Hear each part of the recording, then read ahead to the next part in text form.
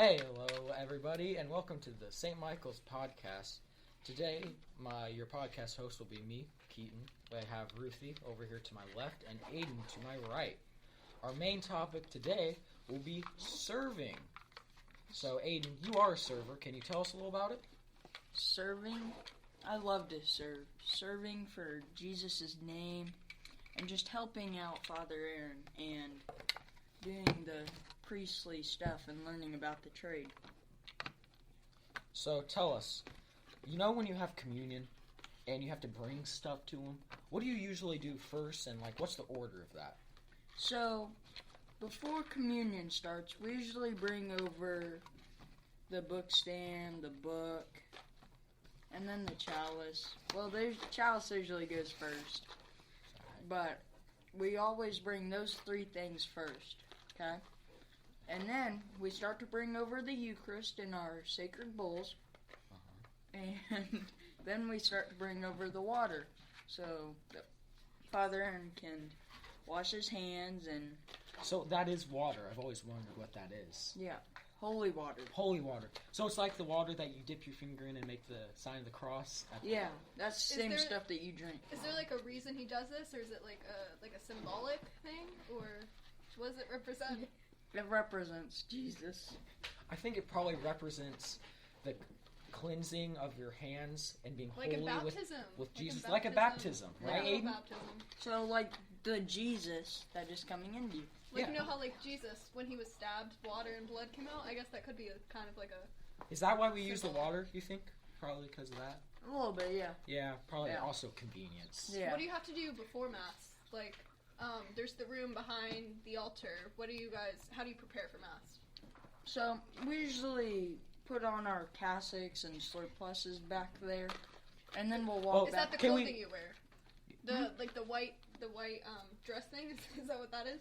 The black, but yes. Yeah. Oh. So how hard is that to put on? I've always wondered. It looked like a difficult thing to put on. So, we usually put on the black cassock first, and it has buttons, so you button that up, and then you can pull over your surplice on top of it, but you want to make sure that white doesn't go past your black sleeve. Okay. So there's a specific way that you have to put it on? Yeah. Alright. So yeah, that's how you do that. Oh yeah. We have Brady here as well. I'm also here. Yeah. He just got here. He just came back from talking with Father Aaron about serving. So, Brady, I have a question for you, because I see you do it a lot. Yeah. What happens when you run into the back room? When you're going back there, what happens back there? Well, I don't run in the back room. I walk. I walk to the back room, and then I run, because if you see some other younger servers that aren't as skilled, haven't done the incense as much, you realize that the prayer at the end when Aiden holds the book for Father Aaron, that it's usually a shorter prayer, so you gotta be out there enough time, because sometimes you're standing there and it's you do have to run back there. You don't have a lot of time to do it. Right, so you gotta run. Yeah, gotta get back there in time. Yeah. So what is the correct form? Can you describe it to us for holding the book? For holding the book? That's a you, Aiden. So, usually hold it right here. Where is that? Right in the center of your chest? Yeah. Right there? Yeah, right here. And you don't want to sway too much, or... Because that'd be hard for him to read. Yeah. And he said, don't try and read with him, because then you'll kind of just... You'll lean to one side. Yeah. And it'll be hard for him to read it. Mm-hmm, yeah. So I've always wondered this as well. Where do you put the candles and the cross? So, when you go back into that room after we've processed in, we go off to the right a little bit, and then into that back room, and right there's two little hooks for the knob of the cross to hang on, and then there's two smaller tables for the candles. Yep. Yeah. Another question. So, usually when you come out, when you're leaving the church, what do you call that? Is there a specific name? Processing out. Processing out. Yeah. Okay. Usually the candles are lit, right? Yeah. So do you leave them lit throughout the mass, or do Yeah. you do? You can. Yeah. Sometimes if they go out, you'll just leave them out. No, So- you'll relight them if you have time. So you If do. you have time. So you do have to relight them. Yeah. So usually you just sit there, let the fire burn throughout the mass, Yep. and then Yeah. just carry them out. But if they do go out, you try to relight them. if you Yeah, have there's a enough time. lighter back there. if No, you need no, it. I have a question. So, what's like the process of becoming a server? Is there like a steps you have to go through? Is it like a training? Yeah, so you guys, Like when? you have to like speak Like to Father. before you like become a server, do you have to go to classes? Does Father just talk to you? Do you have to like take any tests about it or anything, or is it just like a informal type of thing? Where you have to talk to Father and tell him you want to be a server, and then he'll train you. Whenever How's you that? get time. How does that training go? Like, what do you do in that? So he training? basically just goes through the whole mass and tells you what to do.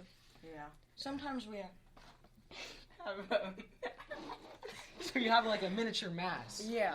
in training. And Basically. sometimes there's a group of people that'll do it together. Okay, that makes sense. Like Oh, other yeah. servers. Yeah, that way he can teach all of you. Okay, that makes sense. Is there an age limit for becoming a server? Yeah, we that, would like that, there that- to be a little bit higher, but yeah, like a Like fifth in grade's a height, good level. as you say. So Fifth grade's a good about level. about 5th grade is where it kind of cuts off. Right. So I have another. Because the younger kids, you know, They don't know. I Right. feel like They I've don't seen know. people They don't- younger than 5th grade serve. They don't have. We've seen yes. 4th graders.